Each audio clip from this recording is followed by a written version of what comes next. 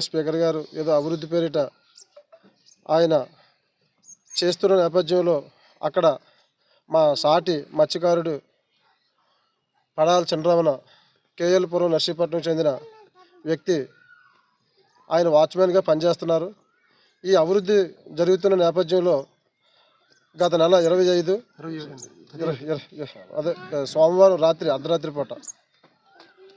ఆయన అక్కడ వాచ్మెన్గా తన విధులు నిర్వహిస్తున్న నేపథ్యంలో మన స్థానిక మాజీ ఎమ్మెల్యే పెట్ల గణేష్ గారు వచ్చి తన వెనుకున్న వ్యక్తుల్ని వాళ్ళ కార్యకర్తలు తీసుకొచ్చి ఆయన లారీ పిక్క దింపుతుంటే ఈయన ఎందుకు ఆపారనేది కారు ఎందుకు పెట్టారని అడిగే పాపానికి గణేష్ గారు ఆయన అనుచరులు కూడా అత్యంత పాశవికంగా కర్రలతో